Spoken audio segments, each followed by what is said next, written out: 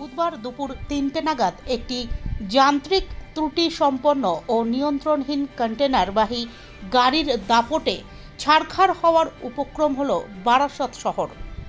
ডাকবাংলো মোড় থেকে হেলাবরতলা পর্যন্ত একাধিক মানুষ কার্যত মারাত্মক জখম হলেন কন্টেনার বোঝাই গাড়ির ভয়াবহ গতিবিধিতে।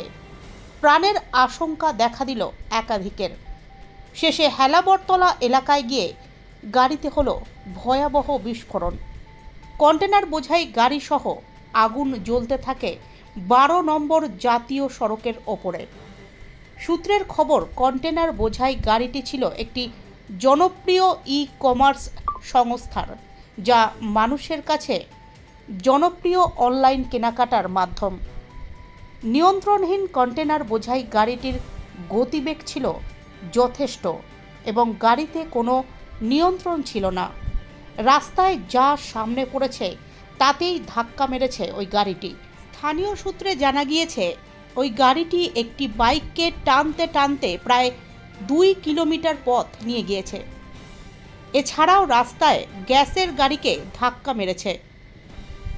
জনতা প্রাণ ভয়ে রাস্তা ছেড়ে দিলেও একাধিক বাইক ও বাইক আরোহীকে আঘাত করেছে ওই গাড়িটি।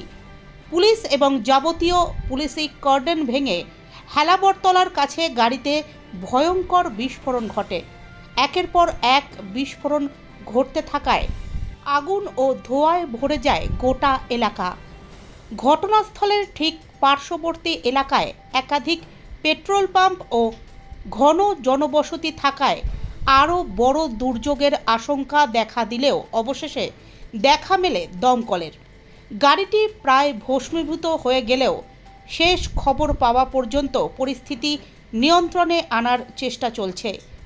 পুলিশ সূত্রের খবর অনুযায়ী কোনো মৃত্যুর খবর নিশ্চিত করা হয়নি, তবে নিশ্চিতভাবেই আহত হয়েছেন একাধিক শহরবাসী। ঘটনা অ্যাকচুয়ালি আমি মেডিকেলে কাজ করি, তো ওখান থেকে আমি চাপাডালি মোড় থেকে আমি যাচ্ছিলাম ওই সাইডটা, ঠিক আছে। তো ওখানে দেখলাম প্রচণ্ড জ্যাম রয়েছে, আর একটা কন্টেনার যে গাড়িটা এখন জ্বলছে আগুনে, তো ওই কন্টেনারটাকে কোনো একটা প্রবলেম ক্রিয়েট করেছে বলে ওকে সবাই পাবলিকরা ধরে ঠেলাঠেলি করছিল, বের করার চেষ্টা করছিল। দেন উনি আয়ত্তের বাইরে এসে কিছু একটা ভেতর দিয়ে চালিয়েছে, তো সাধারণ একজন মানুষকে লেগেছে ওই নতুন পেট্রোল পাম্পটা যেখানে হচ্ছিলো সেই জায়গাটার মধ্যে। দেন এবার ও রেগে মানে ও পাবলিকরা ওকে টেনে বের করার চেষ্টা করেছে, তখন ও মানে ভারসাম্য হারিয়ে নর্মালি ও গাড়িকে রিভার্স চেক করে পুরো ব্যাক করে সবাইকে মারার চেষ্টা করেছিল। দেন আমরা সবাই পালিয়ে গেছিলাম।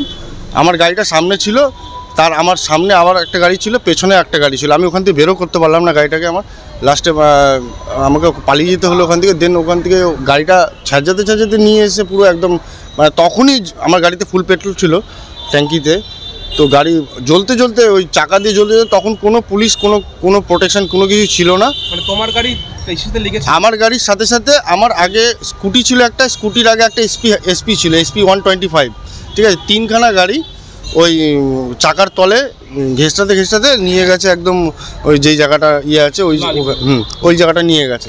এবার আমি গিয়ে দেখি ওই ইয়ের সামনে স্টেশন ইয়ের সামনে আগে রেল গেটের সামনে আমার গাড়িটা পড়ে রয়েছে, পুরো জ্বলছে আগুন। দেন ওখান থেকে আবার কিছুটা আগে গিয়ে দেখি বারাসাত কলেজের কাছে একটা পড়ে রয়েছে গাড়ি। এরকম কি মানে রাস্তা যেতে যেতে অনেকগুলো গাড়ির সাথে একই সংঘর্ষ? হ্যাঁ, এটা দোলতলা থেকে শুনছি নাকি, দোলতলা থেকে হতে আসছে। এবার ওখানেও অনেক মানুষের ওপর দিয়ে মানে ইয়ে করে নিয়ে এসছে, মানুষ বেঁচেছে ওখান থেকে, বাট এখানে এসে আর শেষ রক্ষাটা হলো না আমার গাড়ি।